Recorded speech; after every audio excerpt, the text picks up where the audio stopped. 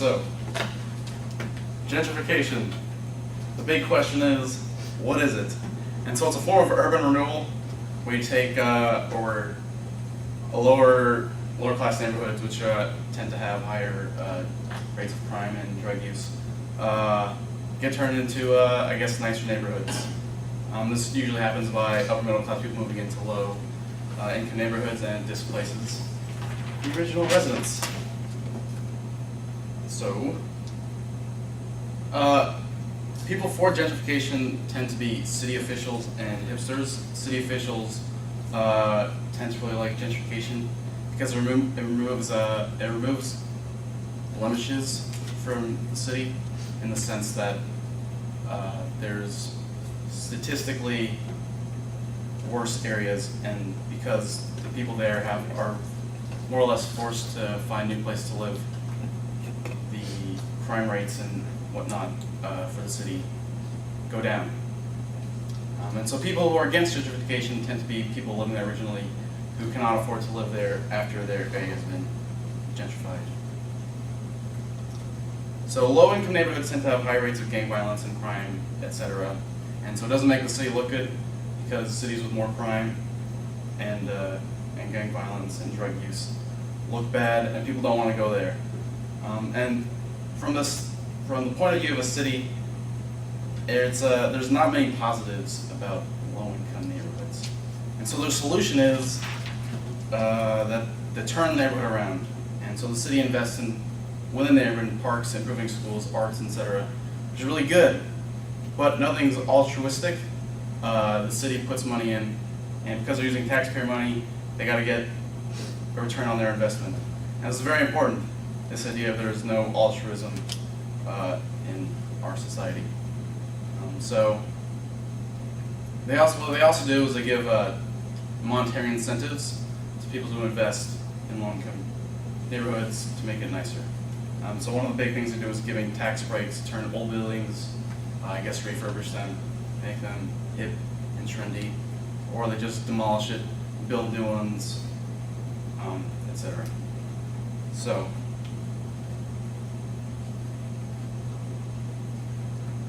how do we go back? If you want to go back, I would just say, just do the page up. All right.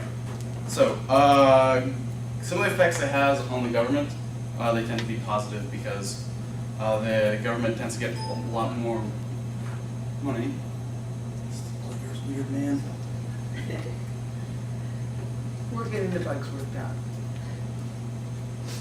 All right. So they tend to get more money from taxes, being it property tax, income tax, and sales tax, because when you make a neighborhood or you invest in a neighborhood, people tend to build more shops, which lead to people spending money. And then the city's happy because it gets a return on their investment.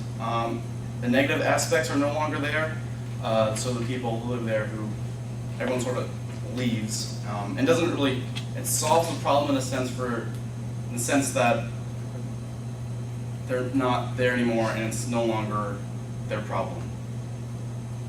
But it's someone else's problem. So it's not really solving the problem in the sense that most people think about it, but it solves the problem in the fact that it's their problem over there, not my problem, therefore I don't care about it.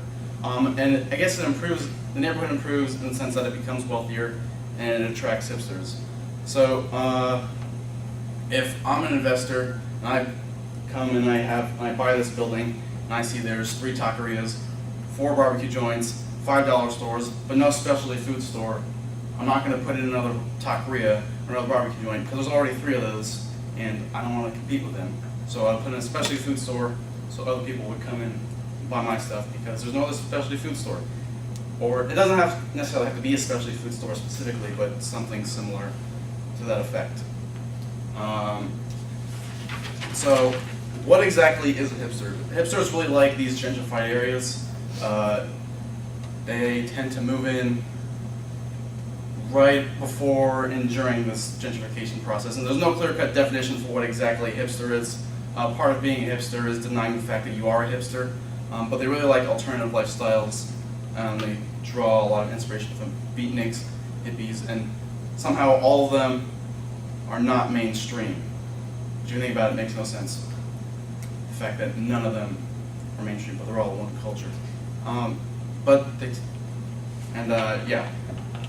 So some of the things that hipsters have ruined for everyone else, including neighborhoods, but I've also been vinyls, beanies, messenger bags, stationary bicycles, sunglasses, and not being trendy in the sense that some people don't necessarily have or care too much about reality TV shows and whatnot.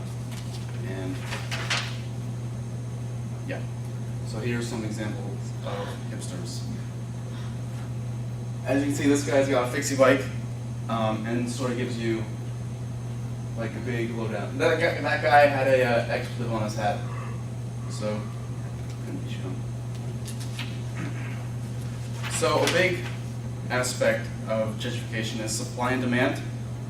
As a neighborhood gets better, it becomes more desirable, and desirable becomes more expensive.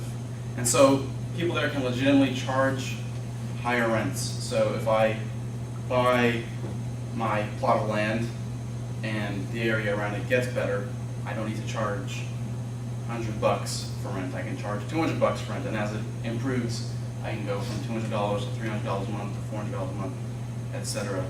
And it effectively causes a feedback loop, because the higher the prices go up to the people that come in, and then that creates higher prices again because there's more demand, and supply still stays the same. So, and the process is ultimately accumulated by the arrival of Whole Foods, which is, depending on who you ask, a good thing. Some people really like Whole Foods. But the big issue here is what happens to the original residents, because they cannot afford to live there anymore because the prices are too high. So most people in low-income neighborhoods are not drug addicts or gang members or thieves. They're just people trying to make ends meet, but they cannot afford to live there anymore.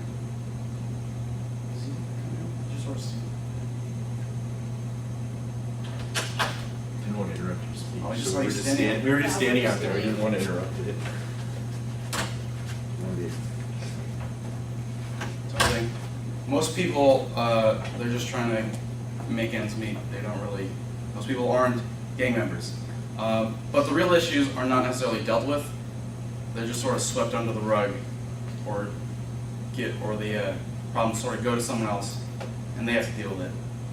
So the issues of like drug addiction, gang violence, etc., they're not dealt with. It's sort of just a temporary fix, I suppose. So most people only can afford to live in this new neighborhood because of the increased prices. They move to other low-income neighborhoods or the suburbs, and so in a sense it's sort of small-scale imperialism, because more people are putting money into this neighborhood, but the money they make, it goes back to the investors. It doesn't necessarily go to the people living there themselves. So if I got my shop and it's a specialty shop, I'm not going to hire any old person to come work in my shop. Like if it's for instance, if I open a bookstore on like 18th century literature, I'm not going to hire people who have no idea what the heck 18th century literature is. I'm going to hire someone who knows a little bit about 18th century literature to come work in my shop. That way when people come in, they can actually be knowledgeable about the subject. And so what happens is you get people from other neighborhoods coming to work, but none of the money actually stays within the neighborhood itself. And so the people living there, they can't afford it because the money that's coming in does not stick with them.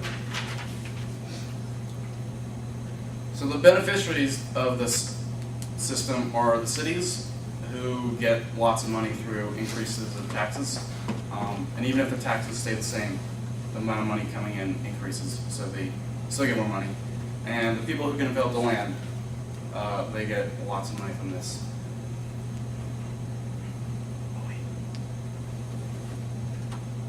Okay, the city makes the neighborhood better, but the residents don't necessarily see the change because the city gets money from taxes, as I said.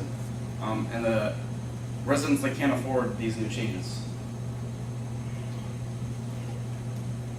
So the big issue, I guess another issue, is that people obviously don't want to be living, or if anyone could live in a better neighborhood, I'm pretty sure most people would take that opportunity But the problem is most people in low-income neighborhoods cannot afford to improve their own neighborhoods in the sense that they don't have money sitting around to invest in making their house nicer.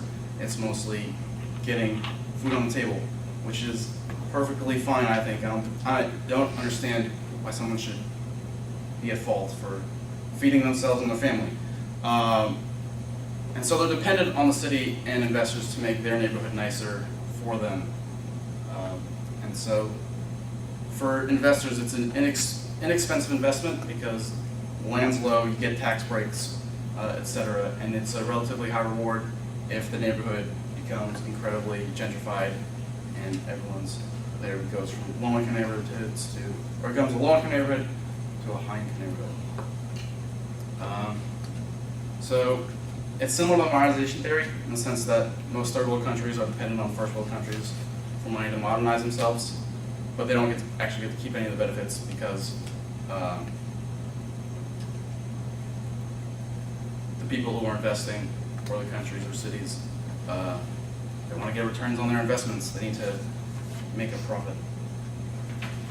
And so, in one of the articles I read was about post-reform in Shanghai after Chairman Mao. It really wanted to establish itself to its former glory, which makes it's kind of confusing because when it's talking about its former glory, it's talking about colonialism. But it needed investment to rebuild itself after Chairman Mao. And so what happened in Shanghai, there was 3 groups of people. So the foreigners who make up most of the money, but small population, and there were the Mandarin people who were sort of like a buffer group between them and the Shanghainese. Were sort of on the fringe of society, but they made up the most people. And so I made up a term that I thought would sum up as like a ring of encroachment. And Shanghai doesn't necessarily look like this specifically in terms of it being a ring, but you got one group here in the middle, and you got here on the sides. And so this group wants to expand here. This group's like, hey, we want to expand too, a little bit. So they expand a little bit here. And so they've got this zone now taken from these people. But these people have nowhere to go. They can't expand anywhere else because they don't have the means to do so. So either they run out of money or they go find somewhere cheaper to live because they can't afford it anymore because prices keep increasing. And so sometimes gentrification happens after disasters. So in 1989, San Francisco had a big earthquake, and the waterfront before the earthquake was really industrialized. It was a really dirty place.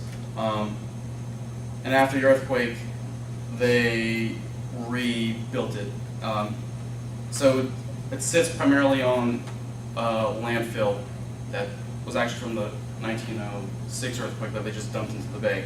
And so everything there just sort of crumbled. So they just threw that into the bay too, and then built on top of it. And so now it's got AT&T Park where the Giants play. It's got UCSF, which is they've got a big medical center down in Mission Bay right now. And there's also tons of condos being built. And so a lot of the people, they're sort of, like everything sort of gets demolished slowly and sort of like a slow crawl across the waterfront. Another example of this was London after the Blitz. So during World War II, London was completely flattened by 9 months of straight nightly bombing. And so what happened was a lot of these people were displaced as a result of the bombs. A lot of children, they took all the children out of London and put them to the countryside. But after everything was flattened, they rebuilt it. But the problem is, the people who were displaced by bombs now had fancy apartment buildings on top of where their houses used to be, which causes a problem where, because you cannot afford to live there, and you no longer have a house. So where do you go? Who knows? It's like, oh no, I actually pushed the button. Okay, whoops. Okay, so in conclusion, city officials are really for gentrifying areas. It makes the city look good. The statistics, which I guess is a way for people to compare places, really increases, or the negative aspects decrease. And so it solves some of their problems in the sense that they're not their problems anymore. They sort of get the blame, or someone else gets to shoulder problems that they originally had. Investors really like cheap investments with really high rewards, because that's a quick way to make money. But lots of people, local people, are against gentrification because they can't afford to live there anymore. It's like even there's people who families been living in a certain neighborhood for generations, and suddenly rent goes up, they can't afford to live there anymore, and so they've got to leave. And so the human effects is the big issue, because people can't afford to live there anymore. It all goes back to this idea that there is no such thing as altruism. When people put money in, they're going to want to get money out. So when people are forced to move, or when they can live in an area anymore, they're going to be forced to move to places that are cheaper to live.